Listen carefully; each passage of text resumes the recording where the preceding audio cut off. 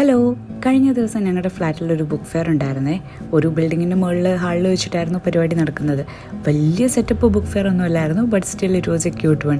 ഒരുപാട് കളക്ഷൻസ് ഒന്നും ഇല്ലെങ്കിലും കുറേ അധികം കളക്ഷൻസ് ഉണ്ടായിരുന്നു. അപ്പോൾ ഞാൻ വെറുതെ നോക്കാമെന്ന് വെച്ചിട്ട് പോയതാണ്. ബിക്കോസ് എനിക്ക് വായിക്കാതിരിക്കുന്ന ഒരുപാട് പുസ്തകങ്ങൾ ഓൾറെഡി ഉണ്ടായിരുന്നു. അപ്പോൾ വെറുതെ കയറി ഇറങ്ങാമെന്ന് വെച്ചിട്ട് പോയതാണ്.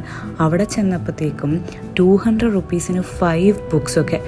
I was literally shocked. അത് ഒരു ലോട്ടറി അടിച്ച ഫീലായിരുന്നു എനിക്ക് കിട്ടിയത്. കാരണം 200 rupees 5 ബുക്സ് എന്ന് പറയുമ്പം ഒരെണ്ണത്തിന് 50 രൂപ പോലും ആവുന്നില്ല. യൂസ്ഡ് ബുക്സ് ആണ്, ബട്ട് സ്റ്റിൽ വായിക്കാത്ത ഒരുപാട് സാധനങ്ങളുണ്ടായിരുന്നു. അപ്പോൾ ഞാൻ കുറേ എടുത്തു. പിന്നെ 100 രൂപയ്ക്ക് ബുക്സ് ഉണ്ടായിരുന്നു. ആൻഡ് അതൊക്കെ കവർ പോലും പൊട്ടിക്കാത്ത സുധാമൂർത്തിയുടെ 250 rupees ബുക്സൊക്കെ 100 rupees. അതും എനിക്ക് ലോട്ടറി പോലെയാണ് ഫീൽ ചെയ്തത്.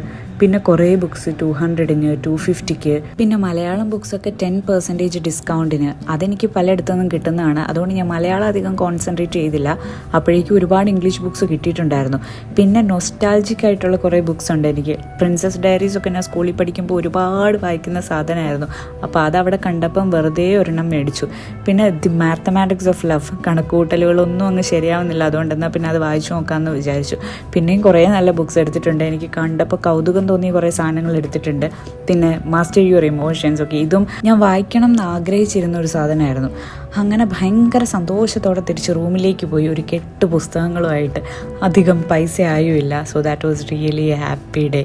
അപ്പോൾ അത്രയേ ഉള്ളൂ. Thank you so much for watching. By.